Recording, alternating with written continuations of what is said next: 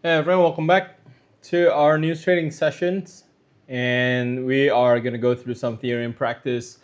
Now, obviously, a lot of things has been going on this week, so there is a lot to talk about when it comes to news.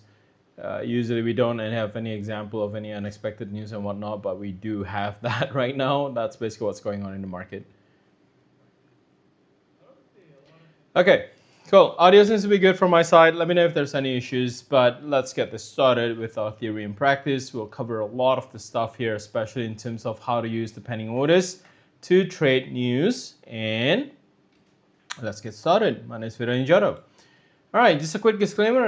Any opinion discussed in this webinar or linked to this presentation is provided as a general market commentary and does not constitute investment advice. News trading involves risks due to high volatility.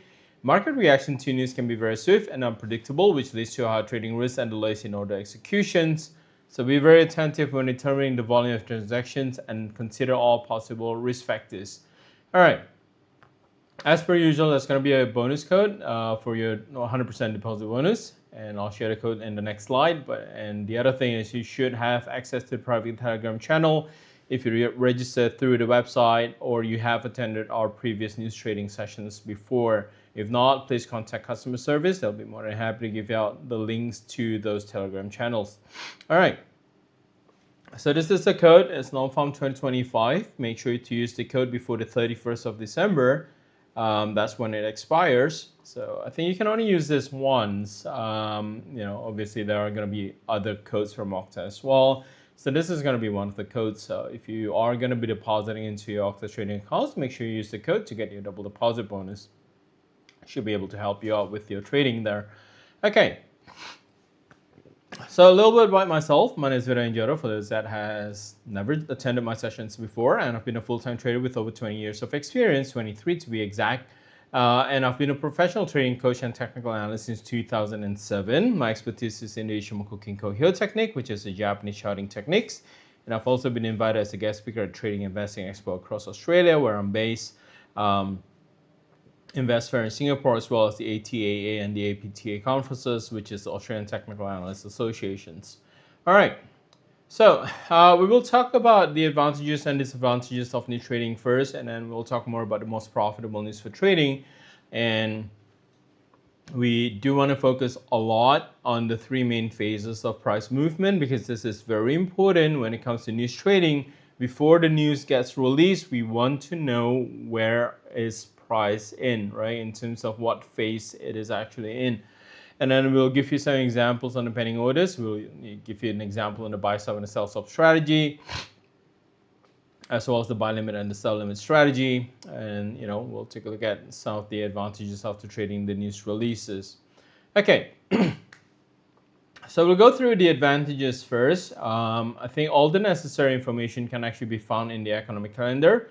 So there's no need to delve deeply into technical and fundamental analysis.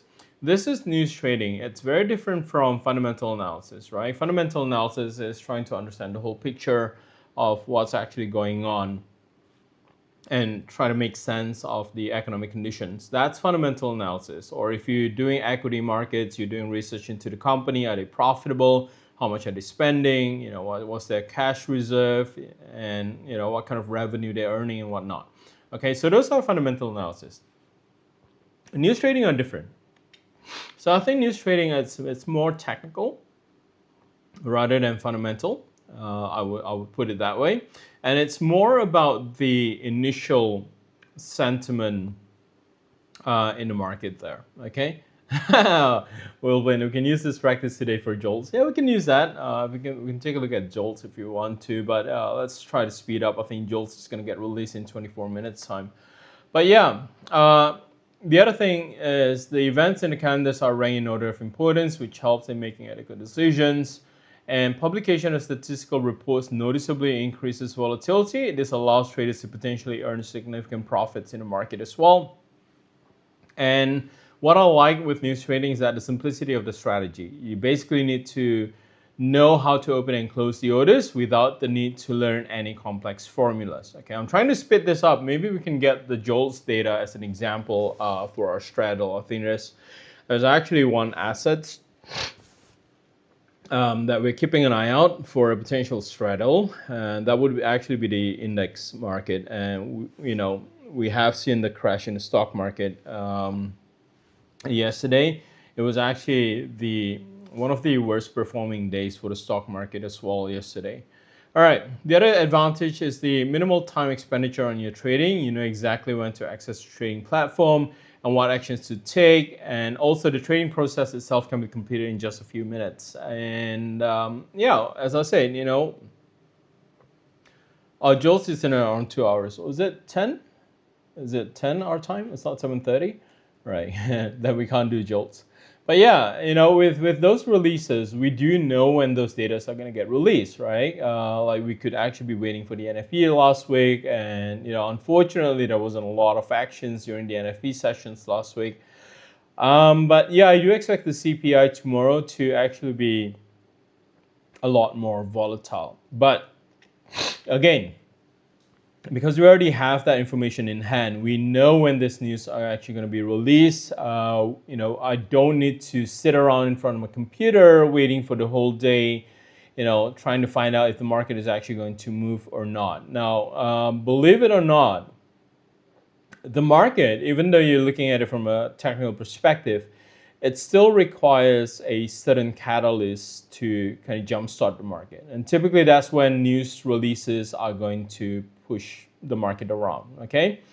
So yeah, nothing is going to happen in the market if there's no news in the market. So like it or not, and I think this is where the misconception comes in from a technical perspective, that everything is already priced into every news is already priced into the market, and it doesn't really matter whether or not we're going to get any news releases.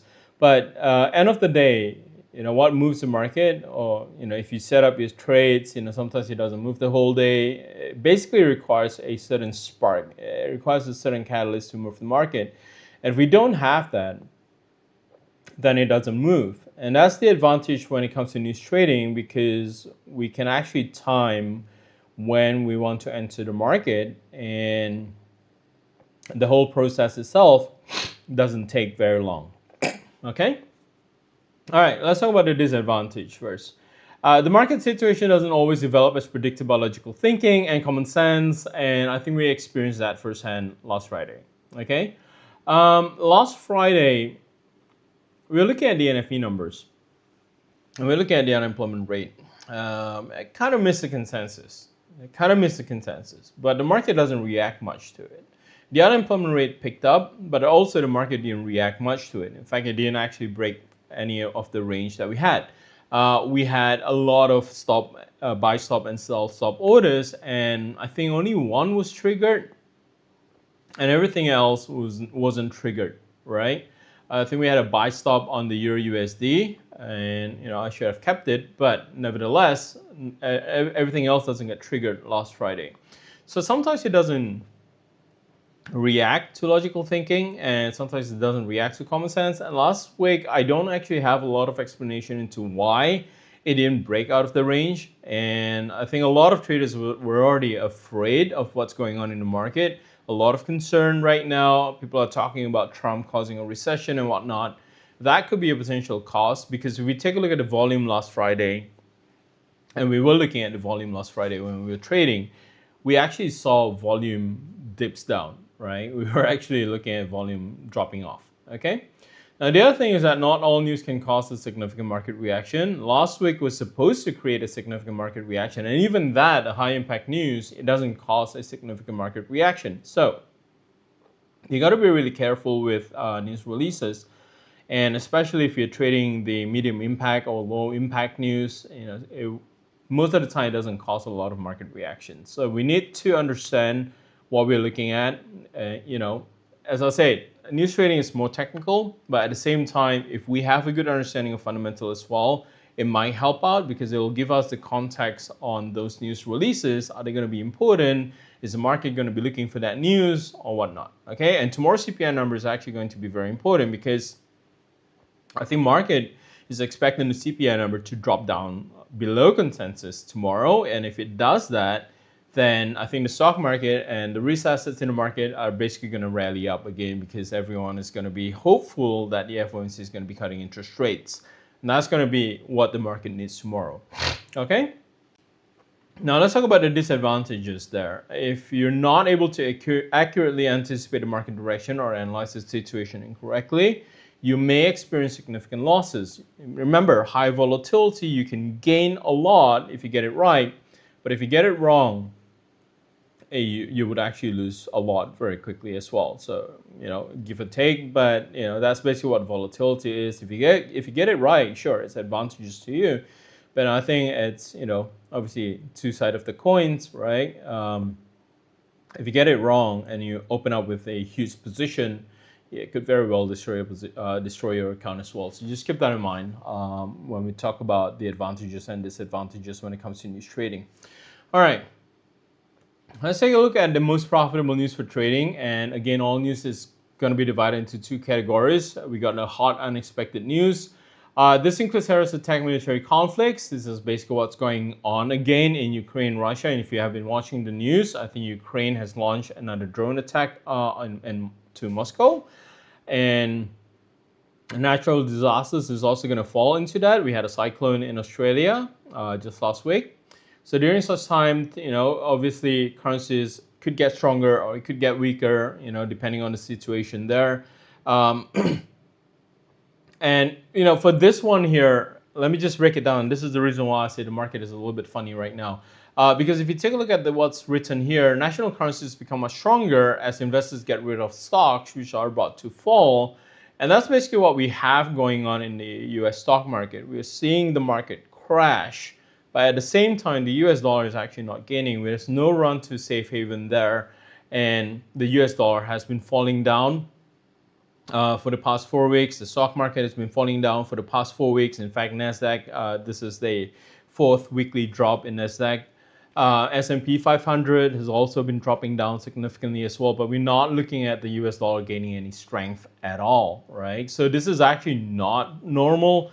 I would say cases like what we have seen since Trump's inauguration, it doesn't really fall into a normal market condition. This is what we would consider into the unexpected news, right? And Trump is going to be speaking to 100 CEOs today at 5 p.m. Eastern time in the American time. So that would be 5 p.m. New York time.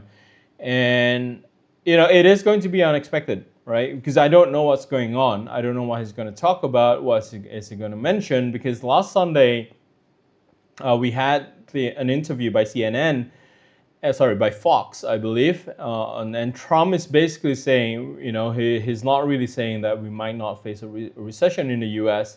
It does cause a short-term instability in the market when he does his tariff runs, okay? So the 5 p.m. news today, it's really more about a 5 p.m. meeting today, and we don't know what's going on. It could cause a lot of unexpected movement in the market, and this would be categorized into unexpected news. Tariff decisions would be categorized as unexpected news as well. Because he basically put a tariff on Mexico and Canada last month and then postponed it to 30 days. And then he launched it again last week. In 48 hours, he reversed it. There's going to be some exemption. And it is what it is. It does cause a lot of confusion, a lot of worries in the market as well. So, we have to look at that with the unexpected news going on in the market. There's a lot going on right now. Now, the other thing that we are typically sticking to schedule is going to be the periodic news that comes out regularly. This is the one that we have our schedule on, all right? Could be central bank meetings and monetary policy decisions. And last week we had the ECB cutting interest rates by 25 basis points. And next week, the FOMC is going to be meeting up again to talk about a monetary policy decision. We're not expecting any changes. But yeah, all these are scheduled releases. And then we got our GDP reports last week. This week, we're anticipating the UK GDP numbers on Friday. But a lot of focus on the quarterly GDP reports as well. And then we have the inflation numbers. Those are going to be the CPI and core CPI tomorrow. PPI on Thursday. So these are scheduled numbers, and we had the ISM manufacturing PMIs, services PMI as well, unemployment data, which was released last Friday. All these are scheduled releases. Okay, so we know when they're actually going to happen. All right, cool. I'll move on first and I'll answer the questions later on, but let's talk about the three main phases of price movement. First, this is actually very important because I need you to understand the logic behind the market here. It's not just looking at, oh, it's a sideways market condition, oh, it's a trending market. It doesn't work that way. When we talk about the phases of price movement, this is actually derived from the equity market. This is the logic that comes from the equity market. And we are going to be looking at the potential accumulation phases, right? This is where the most informed and forward-thinking insiders are going to be entering into the positions. And the reason why it says accumulation, because in the stock market, if you're a hedge fund and you're going to be buying a lot of the same stocks, right? Your orders are not going to be filled in one go. So you need to kind of split up your orders into several orders, and every time price comes back to that level or it moves within a range, people just accumulate their positions. Okay, so this is where the big funds are basically trading. All right, they don't really trade during the participation phase, and during distribution phase, they actually start getting out of their positions. Okay. So we need to understand when we look at a sideways market condition, this is actually a prime time to be looking for positions, because every time there's a range-bound sideways market condition, you're required to use a different set of strategy. But when it breaks out of the range, that's when we see the market moves. And that's basically where technical traders are going to jump in. That's where the participation phase happens. When we break out of the range, technical traders are going to notice that change and they're going to jump into the participation phase. So accumulation phases, these are people with extra information. These are people that are knowledgeable in the market. These are your professionals. They accumulate their positions during the range-bound market condition. Technical traders are going to enter when the range breaks out. All right, so anyone that's able to use the trend line, understand supply and demand in the market, they'll be able to detect the changes. They'll be able to enter the market there and jump into the market. Okay, that will drive prices further. Now, the third part is where it gets really dangerous, and this is the reason why we say don't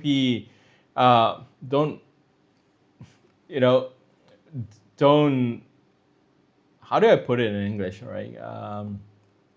Don't chase after the market, right? Fear of missing out, it's a strong emotion. And if you see, oh, the market's running, I should be jumping into the market, be very careful, because you're going in where the market is actually already rallying up really far away from support. You're risking a lot. And typically, people that get their information late jumps in during the distribution phase. And the reason why we call it distribution is because people that accumulate their position, remember, when they accumulate their position, they need to layer their positions. They need to get in at different levels. Same logic applies when they want to get out of their positions. They need buyers to take over their positions, right? So basically, people with outdated information, they jump into the market, and the smart money basically began selling their positions. So be very careful during the distribution phase. It happens very quickly, and we noted the distribution phase in gold, and we noted the distribution phase in Bitcoin. It was very apparent in Bitcoin, and we have talked about this during our webinar sessions before. So, we can take a look at the accumulation, participation, and then distribution, okay? All right, so once you understand the three main phases here, we want to focus on number one, the accumulation phase, because if the market doesn't accumulate, if the market doesn't move in a range-bound market condition, then it's actually going to be really hard to trade the news, because remember, when we trade the news, we don't have that inside information, right? Retail traders just don't have that information. So you're likely going to be in the participation phase, but we need the accumulation phase to happen. The market needs to be in a range-bound market condition before we can actually participate into it, right? We want to trade the breakout. That's basically what happens during news releases. So we'll talk more about that when we take a look at the buy stop and the sell stop. But some general rules for news trading, you basically want to study the market and analyze the dynamics of the currency pair that you're trading. So for example, the Aussie USD, the Euro USD, and the Pound USD, they have a different mechanics in the market. So you want to understand those mechanics first. You want to understand what's going on in the market, all right? And you also want to assess the reaction of a currency pair to that latest news. Sometimes it moves, sometimes it doesn't. We have to make a very quick critical decision once we see the reaction in the market. Like last week, we didn't see any of our stop orders being triggered, and the best decision is just to move away, just to move to the side instead of trading in the market that doesn't have any direction. Okay. So before news gets released, we also want to prepare for your trading by marking relevant levels on the chart, because we need to know where the accumulation is forming. If not, how will we be able to trade the breakout, right? And then you need to decide on your trading tactics, including when to open and close the order. You also want to choose an appropriate trading time frame. Do you want to be looking at the accumulation happening in a 5-minute time frame, 15-minute time frame, and hourly time frame? These are going to play into how long are you going to be holding your positions for. Are you just going to be like scalping the market? Are you going to be swinging the market? Are you going to be holding it intraday, intra-week? All this stuff depends on the time frame, because every time frame is going to show you different trends that goes on in the market. All right. The other thing is you want to choose an appropriate trading time frame as well. So you basically we already talked about that. But yeah, you also need to determine the maximum risk for each order and consider using stop losses and trading stop loss. And you also need to decide on the terms of the deal, whether it actually be a quick or long-term position, right? Typically with our news trading session, and you probably note that tomorrow, ideally we want to get out in the first 5 minutes, okay? That's the ideal goal. I want news trading to be very quick and efficient. If I can get out in the first 5 minutes, I would love that option a lot. If I have to hold on to the position, beyond 50 minutes, something is already wrong in there, right? Sometimes we need to make the decision: should we hold on to the trades, or should we just let go and to minimize the risk? But ideally, if you get it right, the market moves in your direction, it should end in the first 5 minutes, right? It either hits your target or it hits your stop loss. Simple as that. So yeah, that's basically how we are actually going to be trading the news. We like it to be more of a short-term positioning. All right. So these are going to be your examples of the pending orders. We basically have 4 pending orders that we want to focus on. It's going to be a buy stop and a sell stop. So buy stop and sell stop works in a way where we anticipate a breakout in the market. If we anticipate a breakout in the market, then we want to see price break resistance and we want to go in that direction. That's when we use the buy stop. If we expect a break of a support, then we want to use the sell stop, because what we want to see here is that price breaks support and continues to go down. We want to go in the direction of where the support is broken. So these are going to be a buy stop and sell stop. I know it says stop, but it's actually more of a follow through in the market, and that's basically what the buy stop and the sell stop is. The other pending orders are the limit orders. All right, these are for sell limit. These are going to be order placed above the current market price, where you expect a resistance to hold and you anticipate price to fall down once it touches that resistance, or you anticipate a support to hold. Then you want to create a buy limit around the support level. So when price goes down at a much lower price, you want to trigger a buy order. This is going to place you closer to the support area, and the limit orders typically gives you a much better risk to reward ratio in the market. Okay, so those are the pending orders that we have in the market. Simple as that. Okay, so you might want to screenshot this and maybe print it out and just put it out on the wall or something like that, because it does take a while for us to get used to the term. Back then when I first started trading, I got no one to coach me and whatnot. It takes me about a year to kind of just memorize the whole thing, when to actually use these pending orders, because most of the time we trade in the market, right? We basically do market orders. But yeah, sometimes we do need this pending orders, and we basically want to focus on the buy stop, sell stop, the sell limit, and the buy limit. Okay. All right. Let's take a look at the buy stop and the sell stop strategy first. Again, we were talking about accumulation phase in the market. We basically want the market to be in a range bound market condition. So we want to see that corridor of volatility. We want to see that range bound market condition. If we don't see that range bound market condition, it's going to be impossible for us to place our buy stop and our sell stop. Okay, and this is the reason why I was able to look at the market and I said, oh, we can't do the buy stop and the sell stop here. And part of the reason here is that because I didn't notice the corridor of volatility. Employing a buy stop and a sell stop strategy, or this is what we call the straddle, without the corridor of volatility is actually very dangerous, because we're dealing with the dynamic highs and lows. Okay, so we want to see the corridor of volatility. If we have the corridor of volatility, then we can trap price. So once it breaks to the upside, we want to trigger a buy. If it breaks to the downside, we want to trigger a sell position. So this is basically what happens here. Once a stop is triggered, the buy trade is activated. You need to cancel the other order, right? With any straddle, you don't want to have two stop orders running. So either of your stop orders get hit, you want to close out the other one. Simple as that. Okay, so you can see what's going on here. The market rallies up. Obviously, this is obviously in reaction to a news release. You can see how quickly the market moves, and simple as that.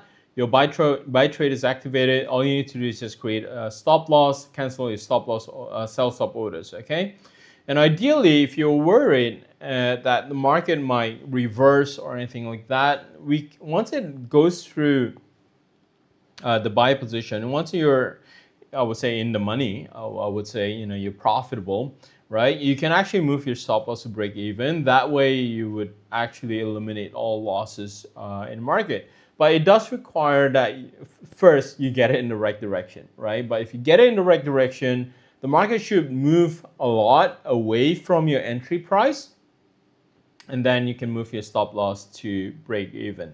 Okay, so that's the buy stop and the sell stop strategy. So let's take a look at the market here, and there's actually one that I've been keeping an eye out on. We do see this coming on with a little bit more of a volatility going on, but let me just delete the Ichimoku here. But you can see this is the US 30, and you can see how the market has been crashing down yesterday, right? And for today, it has actually flattened out a little bit. You might see price spikes through, but we actually haven't had a close beyond the highs or anything significant at this point in time.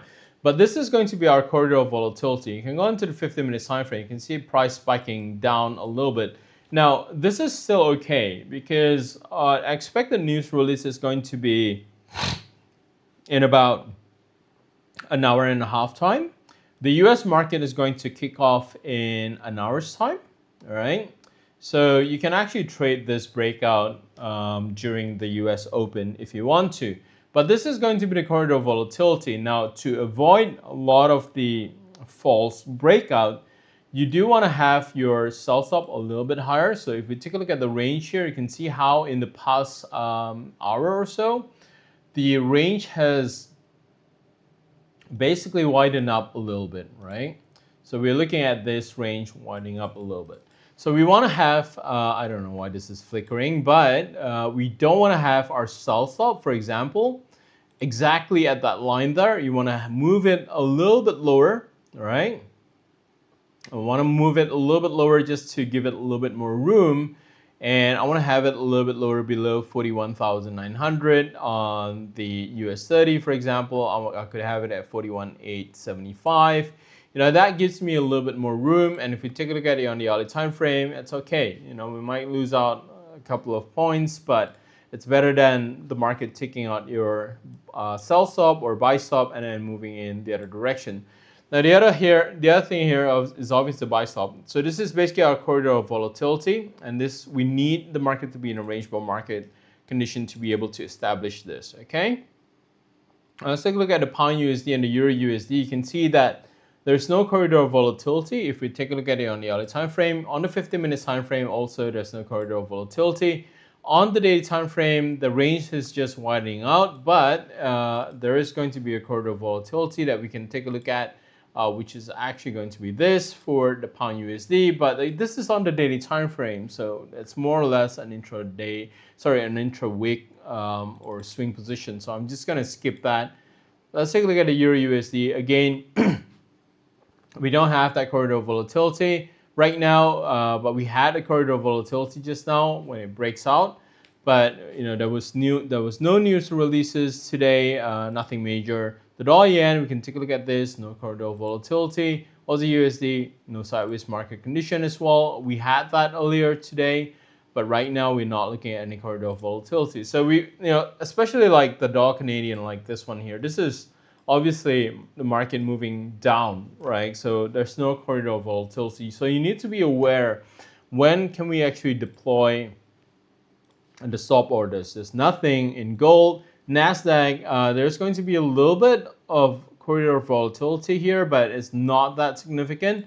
So I would actually skip that as well. So you're not going to be able to find the, you know, that the buy stop and sell stop strategy is going to apply all the time. You know, you can take a look at all the other currencies, all the other assets. There's just not a lot of corridor of volatility. I think the only corridor of volatility that we note today is basically the US 30 here. It might come crashing down again tonight, especially if we do break down a little bit lower. If it triggers our sell stop, it will come crashing down very, very quickly as well. Okay. All right. So those are the buy stop and the sell stop orders. Basically, if you want to place a buy stop and a sell stop order, you know, it's easier if you can just right click on your MT5 or MT4 and go to trading. You create a buy stop. And then you can adjust it wherever you want, right? You can cancel it as well. The other thing is you can also create a new order. Okay, I shouldn't have clicked that because now I'm having a little bit of a problem in terms of finding out where my options are. And yeah, are we good? Okay. All right, so yeah. So the best way is actually to just right click and, you know, do your buy stop and your sell stop orders in the market there. So I'm going to keep that for the US 30 just in case if it does move a little bit earlier, but ideally we don't want to see that breakout happen before the US opens in an hour's time. Okay? All right. Let's move on. Let's take a look at the limit strategies here. The buy limit and the sell limit strategy. We basically need to have a little bit of an understanding into the support and resistance. And previously we have done a session on SMC. I think you should be looking at that videos if you want to understand more on liquidity, on order blocks. I think that's going to help a lot when deploying the limit strategies here. All right. So you want to look at the previous high or previous low to create your limit orders. In this example, we are anticipating market to go back up and fail resistance. And if that happens, you want to create a limit order there, because when the market hits it, it might spikes down very quickly. And if we take a look at how it is and where your stop loss is going to be, your stop loss is actually very small. Your potential reward is huge on a limit strategy because you're placing your trades very close to resistance or support area. Okay, so because you place your trades very close to the support and or a resistance area, that means your stop loss is going to be smaller as well, because if it does break that support or resistance, then it will be a breakout and you need to reverse your position. So experienced traders, especially those that understand the technicals a lot more, they will deploy a limit strategy as well. So the buy limit and sell limit strategy is not applicable in all news trading sessions. It's only used in a certain case. Typically, we actually don't use this during news trading unless we need to, because news trading, when the volatility creates the movement in the market, it typically does break out a lot more rather than bounces in the market. But yeah, sometimes we have to deploy a limit strategy as well. So it's good to understand when to actually deploy this limit orders. So let me just get some water. All right. Okay. So I want to bring your attention to the Euro USD. Okay. And with the Euro USD, if I were to zoom out a little bit, you are looking at the potential for a little bit of an order block building up there, right? In fact, if we take a look at this, right about now, we're basically testing that upper range, all right? Because we're testing that upper range here, we're very close to the resistance in the market. So I can actually, once the market goes up a little bit, I can actually create a some limit up top. And, I might want to have it about 1.0930. And this way, if I were to compare this to the daily time frame, where's my stop loss going to be, right? I can modify the stop loss as well. I might have my stop loss maybe at 1.0950, very close to the limit order, right? That's going to be my stop loss, and this could be my potential target level, and that means I'm risking a few for a lot of gains in the market. I might be looking at 295 pips gain, and if we take a look at the risk here, it's only going to be about 30 pips. So the risk reward ratio here makes a lot more sense. So with the Euro USD at the current price level, I could do a limit order, or I could do a stop order as well, and we can actually combine them as well. If it hits my stop loss, maybe the market is just going to rally up. I can actually create a buy stop here. So you can see what's going on here. If price gets rejected here, it will create a sell order. If price hits my stop loss and continues to rally up, I can also create a buy stop. So I can use this in combination as well, and I'll just leave the computer running. I don't even need the computer running. As long as the order goes into the server, it's okay, right? You don't have to be in front of the computer. The order is still going to get triggered. So there are some advantages using the pending orders. A situation like this, we can do a little bit of a combination as well. We can combine the limit strategy, and we can also combine the stop strategy as well. Now, dollar yen. We're also looking at the dollar yen here, pushing down a little bit lower here. So if we take a look at this, I might be looking at this and say, there might be a little bit of a support building up on the dollar yen. We might be looking at this area here as a potential support. I think price could go down a little bit lower. We might be looking at 145.50. That's going to be where I'm going to place my buy limit, right? And then I want to place my stop loss maybe about 144.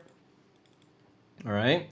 And then I could be aiming for a potential correction back to 150. The risk reward ratio here is obviously more than 1 to 2, right? You're risking this much, just that much, for a potential gain that is way significant. So this is situations where we're looking at a potential oversold condition, potential overbought condition. That's where we want to deploy our limit orders. Okay, very simple.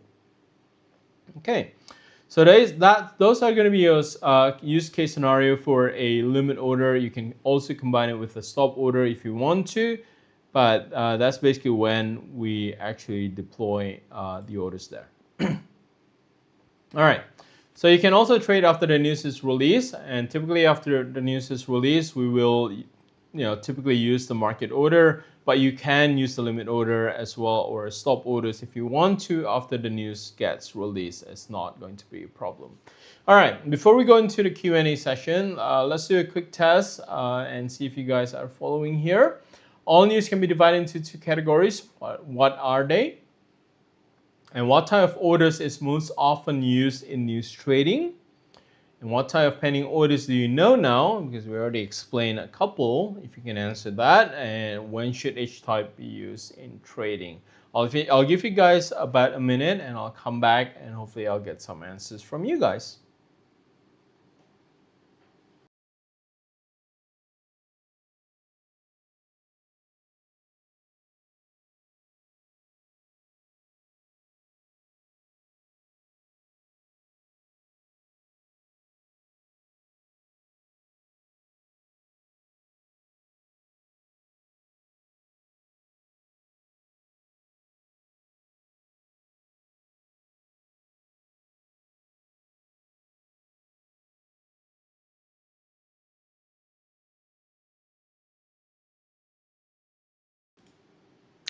All right.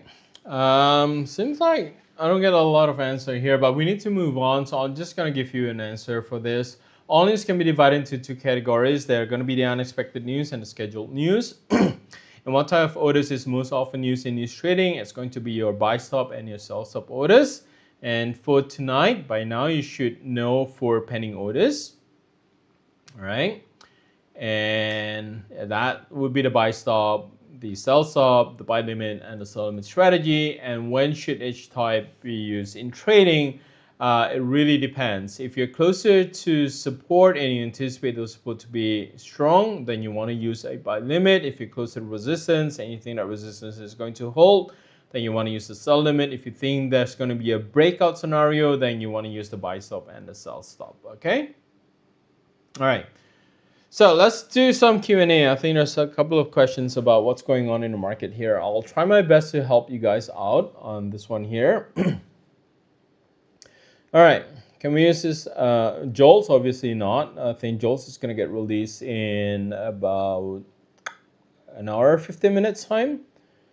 I'm kind of confused. Where does the money go? Like the euro and cable not jumping that hard as well. Gold is stable. Let me answer this for you here. In terms of where the money goes at this point in time, I think there's a lot of money on the sideline. It doesn't go anywhere, right? As you said, with the euro and the pound, it's not gaining as much as it was previously. There are some, if we take a look at this, the stock market in the euro side of things, I think the German stock market has actually rallied up 14% so far. Well, the US market has been crashing down, right? I think negative 1.6 or negative 6% for this year. But yeah, where does the money go? Obviously, it's not into the US market. So if people are not investing in the US market, they'll be looking at other markets out there. And, the market is just not the euro, the UK, or just in the US. There are actually funds specializing in investment in the Asian market. So we have money flowing into the Asian market as well. The Chinese market has been in a lot of focus by a lot of traders since last year. And I think that could be where the money flows as well. The other thing is it could actually flow to the Japanese yen or the Swiss franc. But right now, we're just not looking at, gold acting up as a safe haven, the US dollar acting up as a safe haven. So in terms of determining where the flow is going to be, it's not really that hard. If you take a look at the volumes that has been dropping in the market, I think there's a lot of uncertainty in the market and a lot of traders are actually on the sideline at this point in time. Now, for now, is it fighting for J. Paul to hold rates versus Trump recession? Um, they're not related or anything like that. If See, here's the problem. If the tariff or the trade, basically, how do you want to call it? You want to call it a trade war? Or you want to call it a tariff war? I would probably call it a tariff war, right? At this point in time, um, if the tariff war happens, things are actually going to get more expensive. That could actually push inflation up. One of the things that Canada is saying right now, they're actually going to tax 25% on electricity. This is basically their retaliation to the Americans. They're going to charge 25% for energy, and whether you know it or not, but the U.S. get most northern part of the U.S. actually gets their energy from Canada. They actually import electricity. So if electricity prices all of a sudden just goes up by 25%, that would actually push cost of businesses up. That would actually push inflation up as well. So the concern here is that the tariff war could actually drive inflation up, and J. Powell or the FOMC is not able to do anything because if inflation goes up, they're not able to continue cutting interest rates. That is a concern, and this is the reason why traders are going to be waiting until June before pricing in for a cut from the FOMC, because by June we should be able to see some of the damage that's been done by tariff. Is it going to be really bad, or is it just going to be quite okay, right? April 2nd is when the reciprocal tariff is going to kick in. That's basically when we will actually see how is it going to be. Is it going to impact inflation a lot, or is it not going to impact inflation a lot? But the logical thinking here is that by doing a tariff war like this, in the long run, it's supposed to scare all the other nations there to actually lower tariffs against the US. But, we're talking about retaliation here. So far, Canada retaliated with 25% electricity. China, 15% to, I believe, chicken, wheat, or whatnot. And then there's soybeans and whatnot is at 10%. But yeah, this is what we're looking at this point in time. It would actually drive inflation up, and that's basically the concern here, that what Trump is doing could kind of disrupt the soft landing that the FOMC has been planning for a year and a half or 2 years. That's a concern, and if we don't have the soft landing, it will lead the U.S. into a recession, and this is what the market is saying: Trump session at this point in time. Yeah, the VIX hasn't gone back down, so the market is not quite normal as of yet. I don't think they are done yet. We haven't seen a floor, especially in the stock market. We are looking at the equities market a lot more, because remember, whatever the market is going to be experiencing in terms of negative sentiment is actually going to sprout from the stock market. The stock market is not liking what Trump is doing, and right now Trump is not even trying to calm the stock market. So if we take a look at this, could Trump be crashing market purposely? I don't think that's going to be the case, but there are some theories going around that he wants the market to go down for his own personal purpose, but we don't know what's going on. But either way, I think it's a little bit overblown. But we haven't seen a floor on the equity market. In fact, we have broken a lot of floors in the market yesterday, and there was a huge slide in the market. We have a huge confirmed close in the market as well. The market has dropped a lot yesterday. I think it was the biggest one-day drop since 2022 for Nasdaq. It was a 4% drop in Nasdaq, and that was the single largest drop since 2022 for Nasdaq.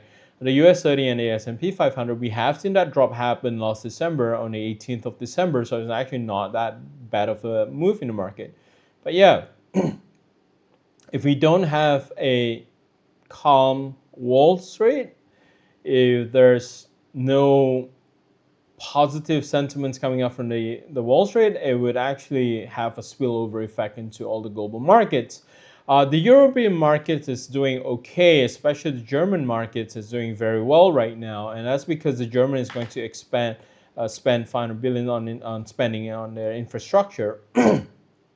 So the stock market over there likes it, but everywhere else, especially in Asia, the Asian market has been crashing and dropping down following the U.S. market. The Australian market has also come down today as well. So we need some peace and quiet. We basically need the volatility index to come down a little bit before the market stabilizes. And this is the reason why I say at this point in time, we're not dealing with just the scheduled releases. Every day we should be expecting unexpected news to happen because Trump changes his mind every 48 hours. That's basically the pattern that we're noticing at this point in time. Every 48 hours, he pretty much reverses his decision or changes his mind. So that's basically the concern that we have here in the market, that market is just not stable, and we're not looking at the financial market liking what Trump is doing. And obviously the tariff war, the trade war is not just a US concern. It has become a global concern. That's number one. Number two, the peacemaking deal that the US is trying to do with Ukraine and Russia is obviously out of the window at this point in time. In fact, it kind of divides the US and the European nations at this point in time.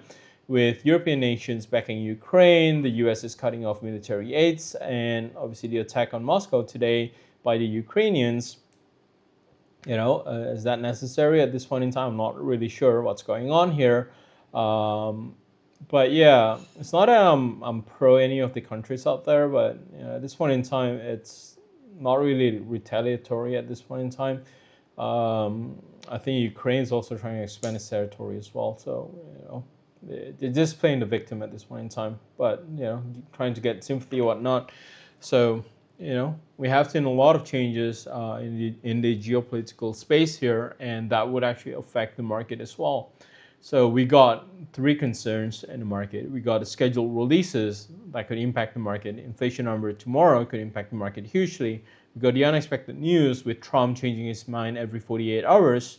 And we also have the geopolitical concern that's ongoing right now, and it's probably heating up even more at this point in time. What indicators do I use most for reliable results? As I say, my expertise is in the Ichimoku Kinko Hyo, and I use that a lot. Obviously with reliable results. And I use Fibonacci a lot as well. I don't like relying on just support and resistance. I like to see the reaction on price really towards anything else. Well, when Trump wakes up every day, it's urgent news. Is there any chance of going long on Bitcoin on a weekly analysis? I doubt it. I doubt there's actually. Well, I can take a look at it. The data is still not doing that great at this point in time. On the weekly, I think we might be correcting a lot lower because if we go by the fibs here, the cycle would actually be why is this moving automatically like that? Okay, try to get that. There we go. We are about 50% retracement right now. I think the much more important retracement is actually going to be about 61.8%, just about that. I have no idea what is scrolling like that by itself, but yeah, it is what it is. That's really weird. So yeah, not seeing the floor yet. So you're still trying to catch a falling knife, at least on Bitcoin here. All right. Any other questions before we wrap up the sessions for tonight?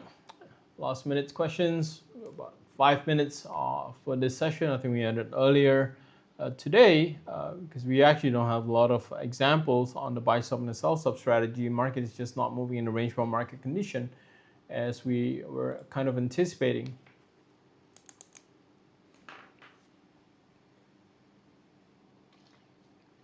All right then.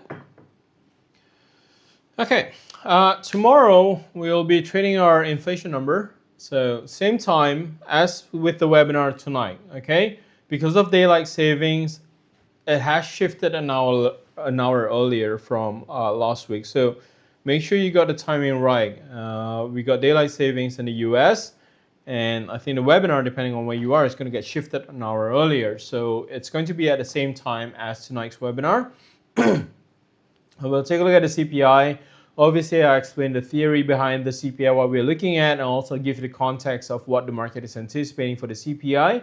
But yeah, most important thing is we're going to be trading the CPI live, and I do expect I do expect a lot of volatility in the market there.